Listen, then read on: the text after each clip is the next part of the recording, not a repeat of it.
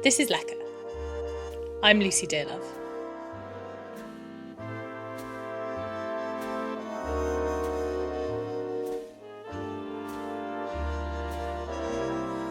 Welcome to the Lecker Guide to Breakfast. Over the past few months, I've been interviewing people about their breakfast habits. Those full episodes are available for paid subscribers on Patreon, Apple Podcasts and Substack. But here I've compiled some of my favourite bits into a real buffet. I hope you're hungry. There's nothing like being slipped out of your routine by circumstance to remind you of how entrenched your habits are. I just spent almost 3 months, 83 days to be exact, travelling around the continent of Europe on trains. Mornings included croissants, poros, pan con tomate, galacto barreco. But do you know what I was looking forward to as soon as I got home? Eating, as I do every morning under usual circumstances, a bowl of Sainsbury's nutty muesli with Greek yoghurt and a splash of milk. So, an at-home breakfast for me is a cereal, which is either fruit and fibre or Special K. There is no deviation from that. The only deviation is every now and then, if they don't have the plain Special K, I will get the red berry. But it's generally quite simple, and it's something that needs to be rustled up in really 5 minutes, just because we all want to get the day going, and for whatever reason, it would be nice to cook for an hour in the morning, but then I also don't want too much washing up either. Right. I am a breakfast person, but I am a very chaotic breakfast person. Okay. I my breakfast moods come in big mood swings. So sometimes I'll have going through a real toast phase at the moment. Mm-hmm. But that will last maybe a week, 2 weeks, and then I won't be able to touch toast for breakfast for the next month. And then it will go in another phase. I am really not very good with breakfast except for Saturday or sometimes Sunday, but I end up eating just whatever I have, and whatever I have is horrid. When I started thinking about who I wanted to ask about their breakfast habits, Bettina McLeod immediately came to mind. I've been following her work for a while now, both her writing and her excellent, often egg-based TikToks.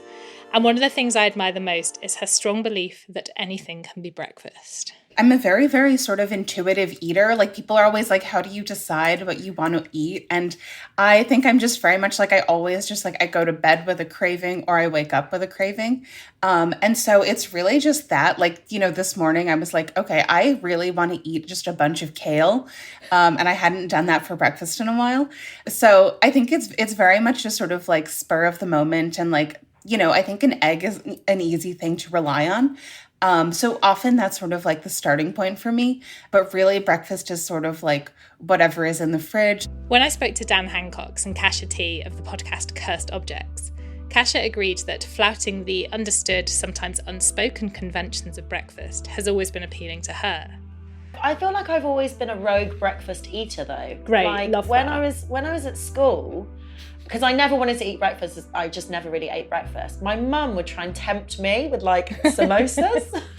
Wow. That's a fantastic breakfast. Samosas it's a little and parcel. also spring rolls that she'd Amazing. do under the grill, and then I'd eat breakfast. But otherwise I'd just be no, I'm not eating cornflakes. There's a Colombian place near Seven Sisters Station that I've got empanadas before on the way in to work from my girlfriend's house, and it's a little parcel. It makes perfect sense. It's basically a transportable, a savoury Pop-Tart for the. I said I've never had a Pop-Tart, so I don't know why I'm using that as a frame of reference. But I know they're an important part of Anglo-American breakfast culture, or certainly were when I was a kid. I don't think we were allowed to have them. No, I think definitely that's wasn't allowed why. to have them. Yeah. So you can have some cereal. And Lara Lee, author of A Splash of Soy, sang the praises of breaking breakfast rules too.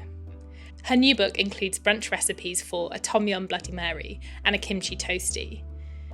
Growing up in Australia with an Indonesian dad, Lara did eat delicious Indonesian breakfasts, just not necessarily at breakfast time. You might have mee goreng with noodles. You might even have a beautiful soup or a jackfruit stew. And so, and always typically with rice or noodles. And so you'll find that the reason why these breakfasts are quite, I guess, carbohydrate heavy, is to provide a lot of energy for the working day. So that it kind of just works that way, that is such an important meal. There's also bubur samsam, which is like a beautiful kind of rice porridge that might be served with a palm sugar syrup.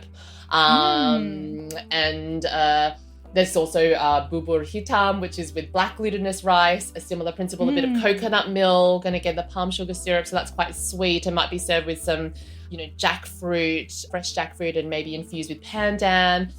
Really delicious food and flavors that, for me would be such a main event for my dinner, because culturally my head's in that Western space. Sure. But in Indonesia, that's interesting. you're starting that day with that beautiful feast. And whenever my husband and I travel through Indonesia, and I was there just last July even, you can order for breakfast a beautiful kind of, I guess, I guess it's almost like a tasting platter of the best of Indonesia, and it's all on one plate. So you've got, you have your nasi goreng, you might have some sticky kind of tempeh, you might have a deep fried egg with sambal, and so it's all of those things combined, and it makes for really delicious eating. But it's kind of, for me, eating that way is something that I always do in Indonesia, but for whatever reason, I revert back to the more simple breakfast at home, and then I would eat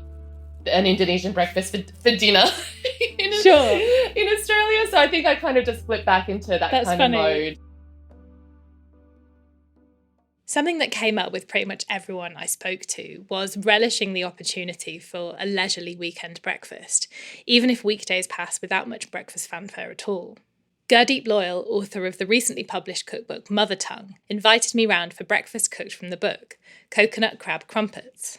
So this is kind of slightly South Indian-y, Malaysian-y sort of vibe. Okay. But on crumpets, because I love crumpets, and obviously crumpets are very British. And that's actually one of the things that I sort of wanted to do with the book, was take things that were very quintessentially British and give them my third culture remix. So this is kind of a South... I'm North Indian Punjabi, but this is a kind of South Indian Thai kind of flavour vibe. We'll do a first round, and then we'll see if we want a second round. Great. As soon as you can start to smell them, I'm going to put this paste in. Now this is going to hopefully... Gorgeous. Splatter. Not too much. Can you smell that? That smells amazing. I do enjoy going to people's houses for breakfast. And when people come here for breakfast, I do make a real effort. And actually it was a big thing growing up. Like, we would always have... Saturdays and Sundays would be... Like, of all the meals on a Saturday or Sunday at home in Leicester, breakfast would be the one where there was a rotating cycle of people. Like, whether it was an aunt or an uncle would drop by, or my grandparents would drop by, or like... I don't know, like, I might have... Because I've spent most of my childhood at orchestra on the weekends. But, like, it would be, like, well... What did you play? Cello. Oh.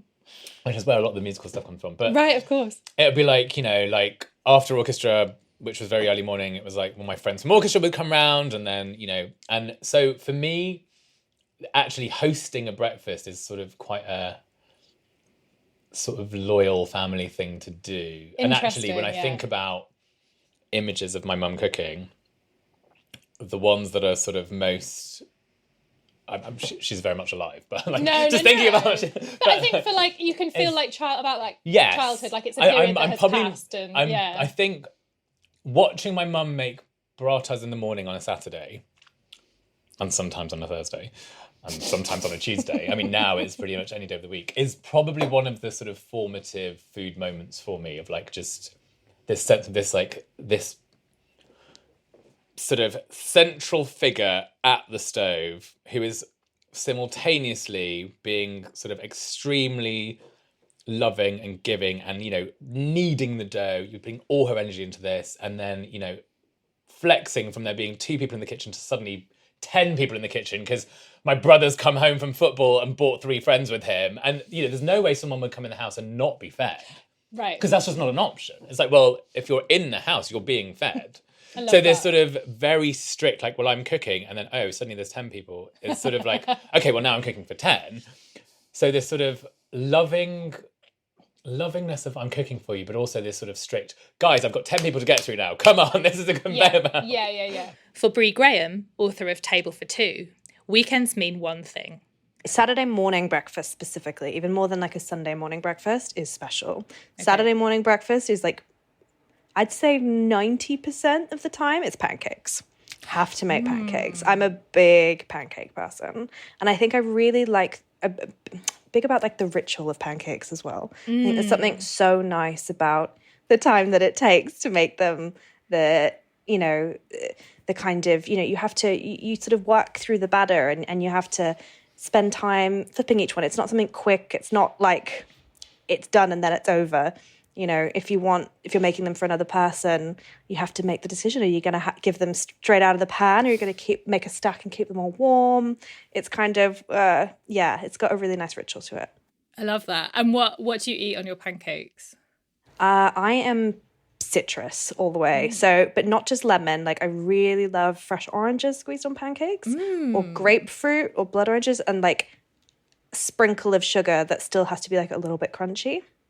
So like so like what are they like what's like a lemon and sugar vibe. Lovely. But like any the sugar you get on top of muffins, kind of like really granular type thing. Okay. Yeah. And we're talking American pancakes or like American pancakes. Well, I'm gonna coin them Australian pancakes. Okay, right. Because that's my bad. They're not, because they're like not quite like as muffiny, fluffy as like an American pancake. And I always use buttermilk or kefir or something like that. So it's kind of like, it's closer to an American pancake than a crepe sort of situation, but not quite as dense and fluffy. Lighter. Family Saturday breakfasts were a big thing for Thea Everett, creator of one of my favourite recipe substacks. What's that you're cooking, Thea? Like my dad would make fry-ups most Saturdays with like fried potatoes. Tin tomato, have to be tin tomato. Yeah. And he is vegetarian, so he'd have sauce mix. Oh, yeah. Which I love. Just made so salty. Into like, I don't know, like patties or just kind of he'd do them into sausages, but sausages. Like same sort of thing. And mushrooms, beans, tin tomato. That was the vibe, really. Yeah. And also he'd have this thing. He'd make us scrambled eggs and smoked salmon, but the smoked salmon would be chopped up in the egg, and then he made very little. And me and my brother always used to laugh about, like, he'd have a wooden spoon, and he'd like have maybe a pan like that of egg, and there are 4 of us children, right? And he'd be like, and you just get this. I mean, we were kids, so we probably didn't need much more, but we just always remember, like, why so little? Like a taste. Yeah, because the eggs weren't scarce back then. Yeah, right. So it was just this thing of like, and surely that's enough. Like, just this little couple of forkfuls of egg. I think it can be hard to judge like how much scrambled egg to make, and you might think one egg you always get less. Enough, you get less than you think, right? That looks nothing. Yeah. You like I'd happily eat maybe like 1 or 2 boiled eggs, and that would be fine. But like even 2 scrambled eggs, you're sometimes a bit like, oh. Yeah, like where's it gone? Where's the rest of it? And Thea's continued the weekend breakfast tradition herself. When I went round to meet her, she presented me with a delicious sort of breakfast canapé selection. Boiled eggs with gamasio, and Staffordshire oatcakes topped with plantain. It's just a snack version of soft-boiled eggs served with gamasio. What's that? Gamasio, I'm glad you don't know what that is. Yeah. What it is like sesame salt, Japanese sesame salt. And my grandma used to have it. I don't know why, because she's Jewish and lived in Bolton. But it was just what we would always be served with our boiled eggs. That's so funny. Oh my god. Yeah, and I have no idea how she discovered it in like the 80s and or whatever, but she always had it. And then my dad he took that on. Yeah, and, I love that. Great thing to have with the soft boiled egg. I mean, because most people we have the salt and pepper. Yeah. Why not add the sesame in? And I put black and regular ones, but it's obviously meant to be hot, but sesame's so good. Yeah, it's good with the egg. So that's the number 1, and then number 2. This I've not finished it. I will start finishing it in a sec. But that's Staffordshire oatcake with plantain. Well, normally, right, I'd have like a full fry up. Right. With these 2 as additions. Okay, so you would like have your bacon, your sausage, your egg. and Maybe not so much the meat. I think like sometimes Okay. I'm like let me just not have too much meat. Sometimes there'd be meat, but it's Okay. not an essential. Then there'd be fried tomato, fried egg, fried mushrooms, maybe baked beans, and then these two, and they're just excellent with a fry up.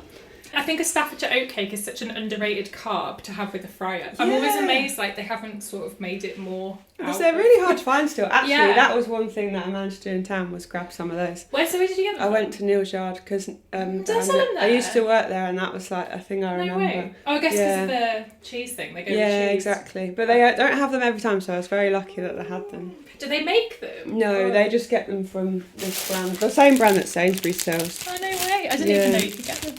Just North Staffordshire oatcake. Yeah, bakers. I Good mean, to know. I've actually never had a freshly made one. Which Yeah, is I've never had a freshly made That's one. something Yeah. I'd like to do because my ancestors are from Staffordshire, apparently. Right, okay. So I want to go on a little thing. There was really Bit of good pilgrimage. victuals about it, and Yeah, I I was like, I'm remember gonna that go one. for a special Yeah. weekend to Staffordshire. Anyway, I'll finish this and then make a little snackette. Oh my god, great. Gorgeous. Mm-hmm.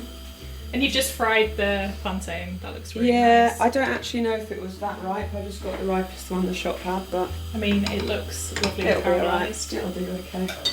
We'll take what we get, isn't it? And so is this your like standard, well not standard, but this is a breakfast that you'd make? On a Saturday. Yeah. Not everyone I spoke to feels so warmly about a fry up, however.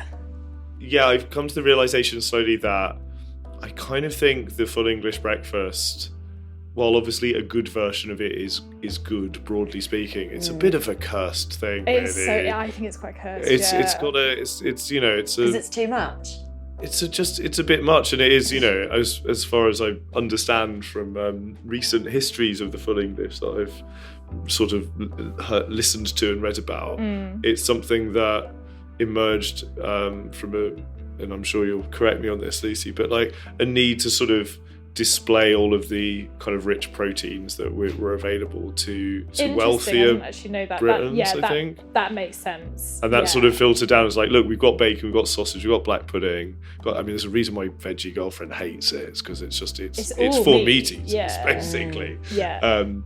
But I think I've increasingly thought, no, yeah, the idea of like when hungover going and having a full English and like several cups of tea does just leave you feeling a bit sick afterwards, actually. And Yeah. there's no reason for I only ever really go calf if I'm like hungover, and Yeah. you always end up feeling a lot worse than Yeah. you went in, But which you- is amazing because you went in really bad. Yeah, exactly. And you do sort of convince yourself that it's done you good in the long run. Yeah. But like Yeah. in the short term, you're like, really feel like shit now. I remember a mate of mine from when I was sort of very into like grime and dubstep clubbing, and you know, we were going out sort of to raves 2 or 3 nights a week. I remember meeting him in the pub on a Saturday night before going to Forward at Plastic People, and he was, how are you doing, Malcolm? And he was like, yeah, I'm okay. You know how when you're hungover, normally you'd go and have like a fry up and a Coca-Cola or something. That's what I'd normally do. Be like, I need sugar, I need protein, or sort me out. Well, this morning I was really hungover from the rave last night, and I had some fruit and lots of vegetables, and guess what? I felt much better. He was just like The light dawns. Yeah, we're both Wow. like 30 years old and all to learn that lesson by that point. But I was like, dude, that makes sense.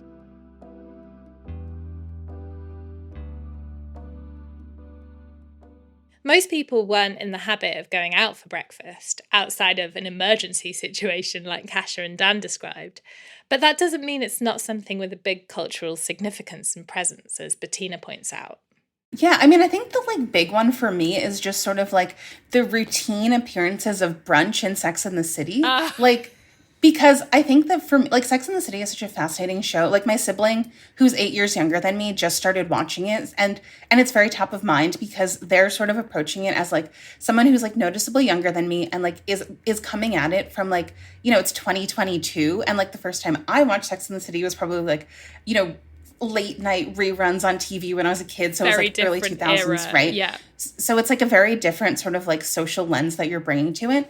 And so I think that like just thinking about how like brunch appears in it, like so much of Sex and the City is this sense of like selling to you what being a woman in your like late 20s should have been like in New York. That's so And true. like brunch And like brunch felt, and like their brunches felt so sort of like important to that because it was where they sort of like dished about all the drama. And like the food was very much not like the focus. It was just sort of about like the experience. And like, I don't know, I think as someone who like moved to New York in my like late 20s, right? That was always like the image, right? Like you'll move to New York and then you'll have these like this Sex and the City style life. Yeah. And like that's never, that. And then I moved to New York and I was like, I hate going out to brunch. Like everywhere is expensive and the line is long. Like I'd rather just eat at home. Yeah. And so I think about that a lot just in terms of this like sort of like the disjointed nature of sort of like expectations versus reality. Yeah. And like, I think it is true that like when I do have brunch with like my friends and we all gossip and stuff, it is really wonderful, but it's still not like, at least for me, something that is like a weekly occurrence as it was like for them. Although the depiction of New York brunches was a cultural reset for anyone who even fleetingly watched Sex and the City, I think in the UK the options available are more heavily influenced by a different brunch culture. I didn't intend for this series to become a love letter to Australian breakfast, but anyone who's listened to the subscriber episodes will realise that it did, nonetheless. Brie and Lara both mentioned the influence of Bill Granger, he of the eponymous Bills, on brunch culture both in the UK and at home in Australia. I mean, I think there's definitely some Australians that like to say that we invented brunch. To an extent, I think that could be true. Bill Granger is the king of the Australian brunch, and 100%. I mean, I grew up cooking from his books. He was a big influence. My mum cooked from his books because we lived away from Sydney for a long time. And so like Sydney Food, one of his first ones, I think that's the book that the ricotta hotcakes are in, which are his like famous. And yeah, they are definitely a formative recipe. I feel like in Sydney Australia, I should say, Bill Granger really pioneered what the great Australian brunch is. I think he invented kind of the smashed avo on toast kind of movement back in the day. And I think in Australia, because the lifestyle and the weather, it's very outdoorsy. So cafes will have outdoor seating. And you'd probably typically say that 9 months of the year it's going to be warm enough to sit outside in a t-shirt. So when you think of, I guess, Antipodean cuisine, it is, it celebrates fresh produce, because Australia is, obviously an island, so an amazing seafood scene. So you might often find seafood finding its way into brunch menus as well. And we're going beyond your kind of smoked salmon here. We're talking, like bagels with prawns on them and, beautiful kind of gin cured, maybe like snapper is finding its way into your breakfast plate. Oh my God. So there's like different applications. And also there's also like beautiful native Australian, ingredients that might be incorporated. So the beautiful finger lime, which is like kind of like little, almost like caviar pearls of like a lime kind of juice will kind of potentially be on the plate. You might get beautiful macadamia nuts or whatever it might be. But I think there's a real celebration of Australian produce at the heart of it. And it's typically quite, I say that it will keep you full until dinner, but it still feels light. You could still have a surf afterwards. You could still have an active day. So if you feel full, but you don't, maybe not in the same way that if I went to a Greasy Spoon and had a kind of very British fair, very breakfast, like I might have a nap after that, but this is a brunch that does not need a nap. I grew up in London and I moved there when I was 18 until like 22, 23. That's a real like formative time. So I loved it so much, and like all my friends there I still really miss and feel really close to, and the breakfasts there. Yeah, so I was going to ask you about this because I had seen that, I was sort of aware that you'd lived in Australia. Because I bang on about it. Yeah, but like in a nice way, in a way that's like it's obviously like important to you. So yeah, talk to me about Australian breakfasts. Yeah, so they're just amazing, but I think it has changed since when I lived there. I think young people don't seem, or my friends my age don't seem to go out for breakfast as much in the same way. I think maybe economic reasons. I was going to say, I think a bit. It's a bit cost of living, isn't it? Yeah, I think they're just a bit like, it's not cool. It's not what we do anymore. Whereas we're just getting into it, I would argue. But like I loved it at the time. Like I'd go every weekend when I lived there, and I'd go with my family or with friends and just like have something. Like I worked as a dishy. What do you call that? dishwasher. Pot washer? Pot washer. Yeah. Dish, in a is breakfast, it dishy? Is that what that's it is what in they would Australia? call it, yeah. Dishy. In a breakfast cafe. My favourite breakfast cafe. I was going through a really hard time at the time, so it was a bit of a weird time in my life. But Sure, yeah, I we've did been get there, to yeah. learn a lot of cool shit, like how to make the best omelettes in the world. I can't quite explain to you why I was really drawn to the idea of breakfast as something to explore in this series. I think one of the things that I find really interesting about it is how private it is. It's probably the most private meal most of us eat. It's not often a meal that we share with people we don't live with. It's not often a meal that I personally post on Instagram, unless I have deviated from the norm and I'm eating something more aesthetic. Lots of us don't eat in the morning at all, which is something I can't relate to at all, as I'm an absolute nightmare if I haven't eaten before I leave the house.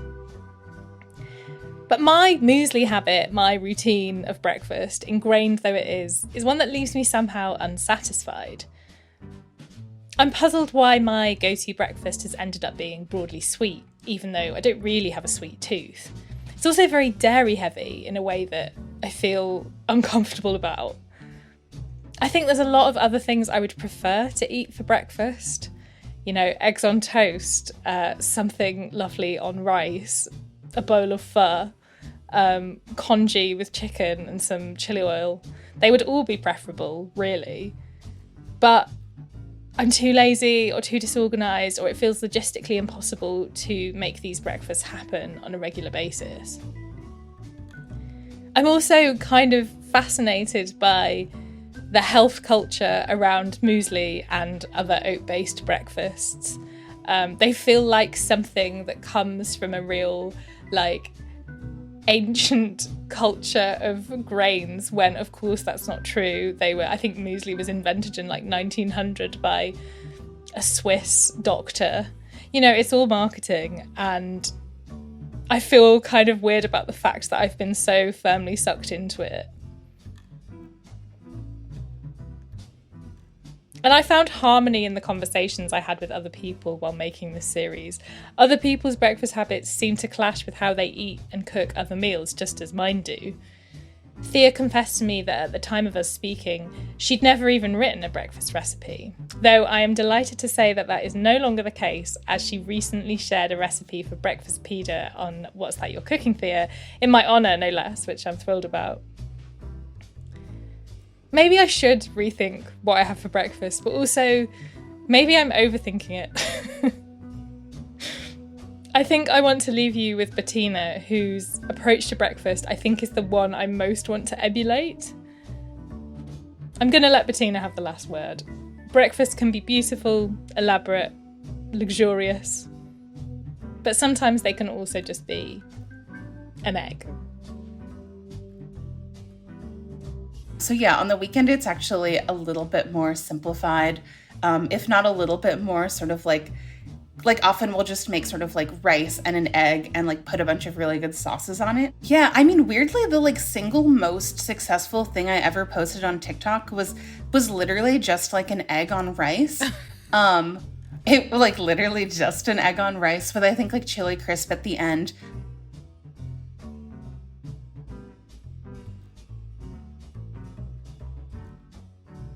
Thanks so much for listening to this episode of Lecker. And thanks very much to all my guests who took the time to talk to me about, and even in some cases cook me, breakfast. Thanks to Brie Graham, whose cookbook Table for Two is out now. Thanks to Bettina McAlintal, whose work you can find on Eater and on TikTok, of course. Thanks to Gurdeep Loyal, whose book Mother Tongue is out now. Thanks to Dan Hancox and Dr. Kasha T, who you can listen to regularly on the brilliant podcast Cursed to Objects. Thanks to Thea Everett. You can subscribe to What's That You're Cooking, Thea on Substack. Highly recommend you do. And finally, thanks to Lara Lee, whose new book, A Splash of Soy, is out now. If you'd like to hear those longer conversations about breakfast with all of the people above, you can sign up as a paid subscriber to support Lecker on Apple Podcasts, Patreon, and also now on Substack. Links are in the show notes. And any paid subscribers who are listening here, thank you so much for your continued support. Music is by Kevin McLeod at Incompetech. I will be back in your feed with another episode very soon. Thanks for listening.